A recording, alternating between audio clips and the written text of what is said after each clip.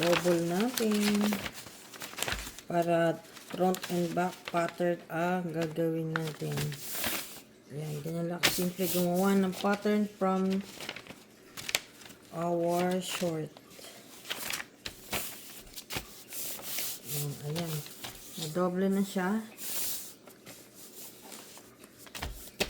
Ayan guys. And then, ikat na natin dito.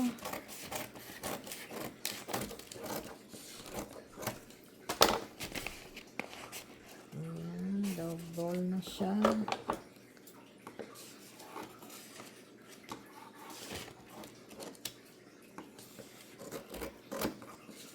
And then, siyempre susundan natin yung pattern. Baka matiklop.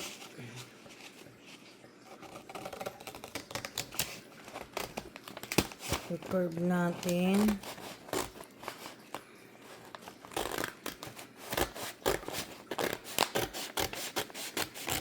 Okay. So, ito yung back. Titignan nyo guys. Ayan yung back. Babawasan natin yung front ng 1 inch dito. Tara, let's. Ayan guys, 1 inch. 1 inch. Babawasan natin yung front. Dito sa may punja. Ayan.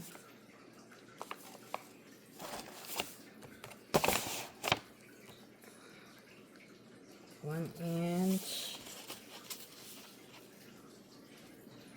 1 inch. And then, guhitan natin.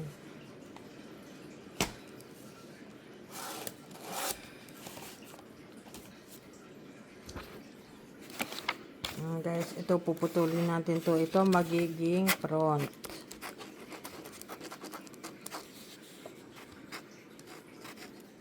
Ay, sumulat ka. Ayan. Kung hindi natin babawasan, yan ang magiging back. Yan lang. Ganyan lang paggawa ng pattern. Ang short. Tapos yung dito sa garter sa taas, babawas tayo ng 1 inch dito. Ito yung front ha. Yan, 1 inch.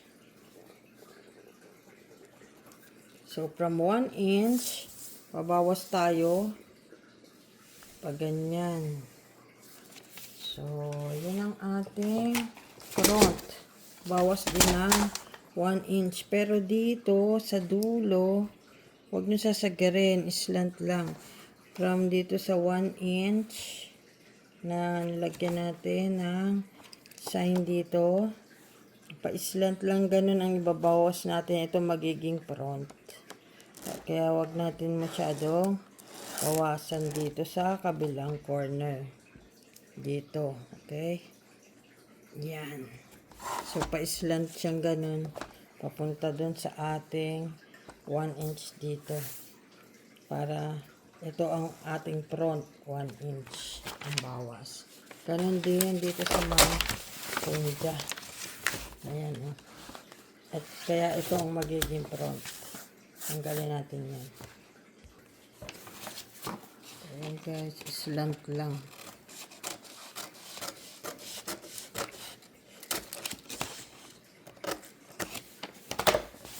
Ayan, ganun din yung babawasan natin na 1 inch dito. Sa may punja sa harapan.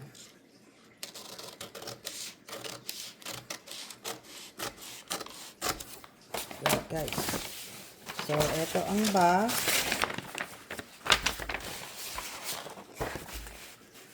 And front.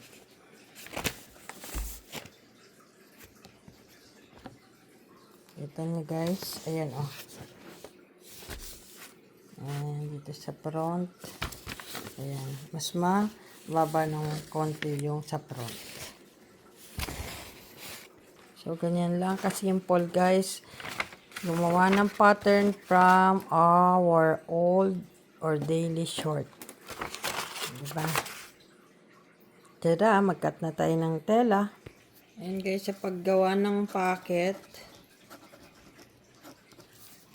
8 inches yung haba niya. So, 8 inches. And then, dito naman sa side, pag ganun dyan is 4.5 ang lapad. So, yung haba, ito yung lapad, ito yung haba ng magiging pocket niya. So, yung sa waistline na lang ang ating tatabasin. Tapos, ayan, guys, kukortehan natin ng parang puso. Kasi yan yung gagawin natin pang salo sa bulsa. Pag pinagtapat natin yung dalawang ganito, magiging parang puso. Pero, hindi naman siya puso. Or apple. Ayan. May papakita ko sa inyo. Gagawa tayong 4 na peraso nito. So, ikakat muna natin to kasi ito yung gagawin natin. Pinakabulsa niya, yung lalim. Depende sa inyo kung anong lalim ng bulsa na gusto nyong gawain.